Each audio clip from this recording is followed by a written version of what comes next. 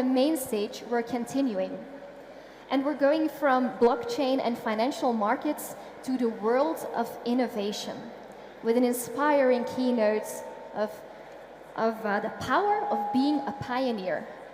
So everyone who wants to listen to the power of being a pioneer can stay here at the main stage. So, I'm pretty curious, who is going to be our next guest, Nova Darling? Can you tell our audience? Thank you.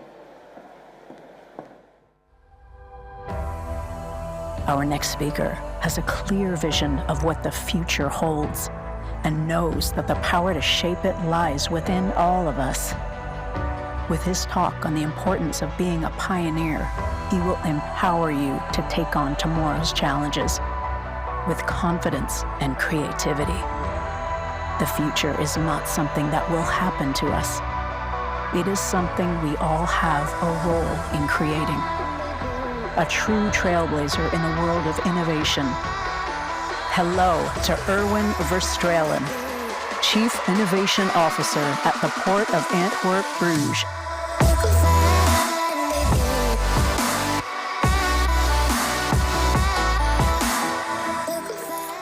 Good evening, everyone. Here at Sync, we celebrate entrepreneurship, and that means the drive to create, the drive to build, the drive to leave a positive mark on the planet. And the tagline of this year is, "The future is you," and that is absolutely true. But the future is also about us, because we as a global community, we've got a few things on our plate that we need to solve. So we're going to need all the talent and all the capabilities we can find. And that's actually also the starting point of our own journey, because in 2018 we came forward and said we want to be a catalyst for a sustainable future. Now, why did we do that? Well, the starting point was, first of all, the acknowledgement that we were going to face a perfect storm. And by that I mean a convergence of forces that were going to impact us all at the same time. And here they are. So first of all, emerging technologies. And it's not so much a fact that they are emerging, but that they are growing exponentially. And I think we've all seen over the last few weeks and months with the evolutions in AI what that means. Exponential growth means that something that looks like science fiction today is part of your daily life tomorrow. But also geopolitics, and I'm referring to our assessment of geopolitics in 2018, and I don't have to tell you what the situation currently is. But also about the food crisis, the energy crisis, and the climate crisis. And of course, all these things are interrelated and have an impact on one another. So the question is that a problem? Of course that is a problem. But the more important question is this also an opportunity? And that's what we said, this is an opportunity. And the opportunity is to create a sustainable world. And that's why we came forward. Now, having said that, it meant that we had to become a pioneer. Now, what is a pioneer? A pioneer is somebody who has a very clear view on where he or she wants to go. And the person knows that in between now and achieving the goal, a goal that is not even really set in stone, you're going to face setbacks, disappointment, and failure. But there is one key characteristic of a pioneer, namely, those people have a characteristic called tenacity. They endure. They don't give up, even in the face of setbacks, disappointment, failure, and for sure a lot of criticism. So we took the decision to become a pioneer in 3 areas: in circular economy or emerging circular economy, in driving the energy transition of the country and an extension also of Europe, and in digital technologies where it would have a significant impact. And I'm going to share with you 3 examples of where we acted together with others as pioneers to create an impact in actually a very short time frame. So let me start with circular economy. We took the decision to create in the heart of the port an area for a circular economy. It's called NextGen, and that is a zone that we really want to dedicate only for these kind of circular activities. Now the starting point was this. This is the area where NextGen is going to be created. It's the zone at the heart of the port. It's 80 hectares big, fairly big, where General Motors used to be and did car assembly. This zone is going to be dedicated to circular economy. Now, when we went to the market for the first time 6 years ago, in all honesty, the response was fairly disappointing. We found out that although everybody was talking about circular economy, there were no mature projects. Everything was still in lab mode at universities and so on, but there were not really companies focusing on circular activities. It's okay, but we learned, we adapted, we moved on. 2 years later, we went back to the market. Again, not what we had expected, but we saw the evolution and we adapted again. And then last year, it exploded. We had dozens of applications, and currently half of this area is under lease, and the other half we're going to keep it in strategic reserve because we see that circular economy is still evolving, so we don't want to go too fast. Now, somebody asked me a very interesting question recently. Can you make money with circular economy? Well, the companies that are going to invest here represent 750 million euros for a phase one investment. I can tell you, if we had done the traditional thing and not be a pioneer but put warehouses on them, it would have been under lease in less than a year, but in no way would we ever have seen 750 million euros investment. So this is what you do when you endure as a pioneer. You create something. And now, currently, we're internationally seen as the hotbed for circular activities, and we draw investments to the port.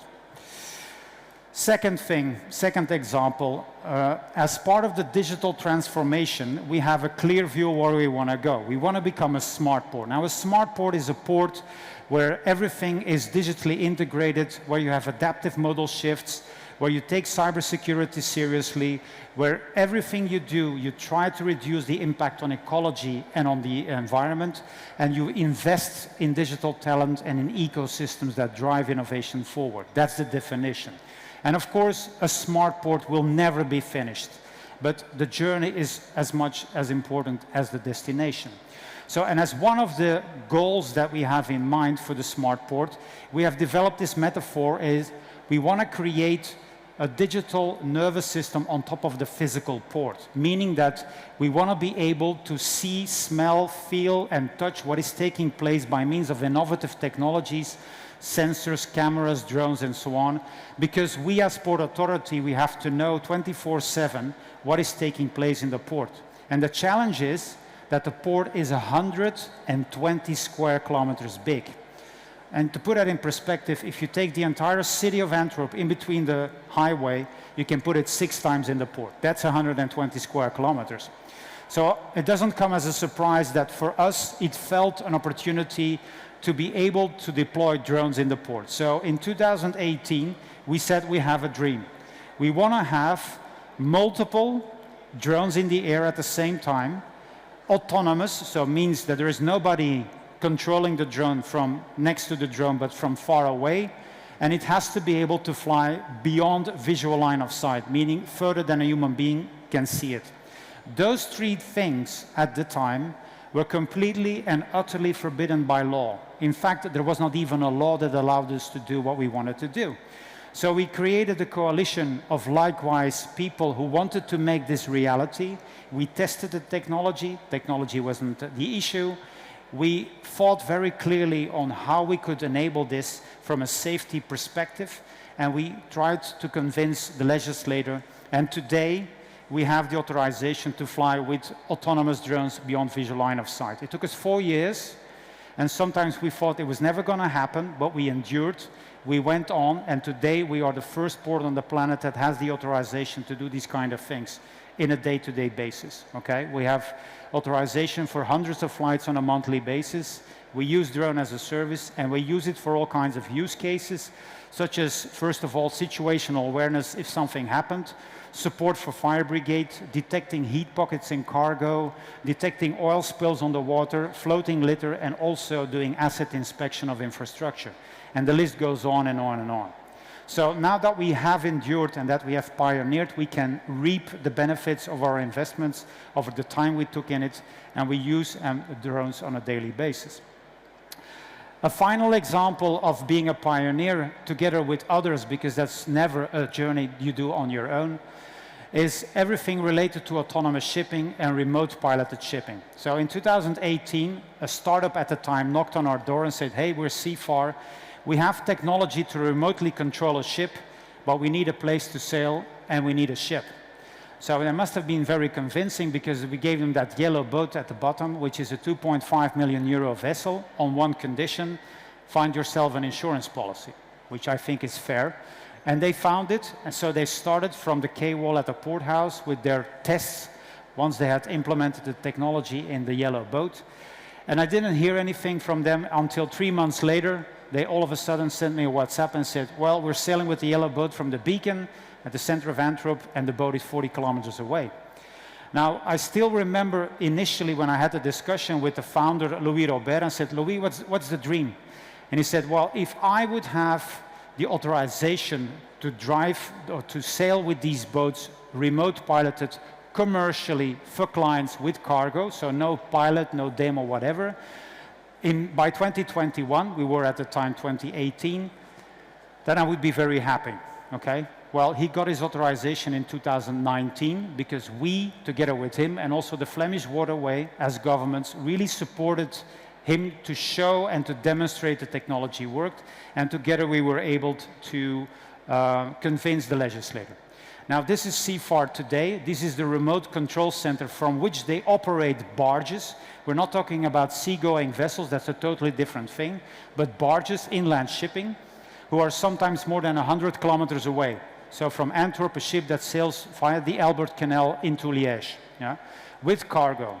He has 10 ships under contract, and there are 10 on the way, completely new-built ships that are built to sail autonomously. So no steering hut, no living quarters, just remote piloted ships. CFAR currently, I think, is 2 to 3 years ahead of everybody else. And in fact, there is hardly anyone, in fact, there is no one who has the authorization to do this in a commercial way anywhere in Europe except here in Flanders, right? So this is again how we combined forces. We were not only entrepreneurial, but we combined it with a pioneer spirit. And I think if you combine these two, you get something which is so powerful, it beats everything and everybody else. Now, for us, what we are doing has become part of a brand and a visual. It's called APICA. It stands for Antwerp Port, Advanced Port Information and Communication Assistant. It's about continuous experimentation and blending of technology in human beings, combining best of both worlds. It's about opening up the port as an innovation platform, inviting startups, scale-ups to demonstrate their technology works, but also help them to make that market ready. Also to get them into the legislator, because there's never ever been a law written that facilitates innovation. It's always about regulating. So how do you do that? Well, that's our role. But it's also about the mindset in the organization to see the opportunities and to be a pioneer, to take the risk to invest early on in things that are not yet proven, where there's not even a legislation, but eventually you will get there. And if you do so on time, you have a head start against everybody else. Now, I would like to circle back at the end of the keynote to what I said in the beginning, because we all together here, we face a couple of challenges, but at the same time, it's an opportunity. The opportunity behind the challenge is, let's build a sustainable world. And the good news is, everything is there to make it happen. The technology is there, money is there, people are there. We've connected billions of people around the world via the internet, creating a super brain. If we think for 5 minutes straight, we can solve a lot of things. Think about the pandemic. It's going to take us 10 years to make a vaccine, 10 months. And we didn't have 1, but 2, but 3, but 4, but 5 vaccines. We did it. So when we focus, we can do a lot of things. So if you ask me, all of us together, we have this huge opportunity. And who doesn't want to be part of a journey where you can create a sustainable world? And a sustainable world is a world that you can sustain, which means it's inclusive, it's circular, it doesn't have fossil fuels, it's nice for the environment, it doesn't pollute and all these kind of things. I think we all want to live in that world, and we are the gifted generation to build that. So we're gifted, but, and with those words I would like to conclude, a gift is a gift, but it is not a given. But the more you work on the gift, the more it becomes a given. So my gift to you all, make your gift a given. I want to thank you and wish you a nice conference.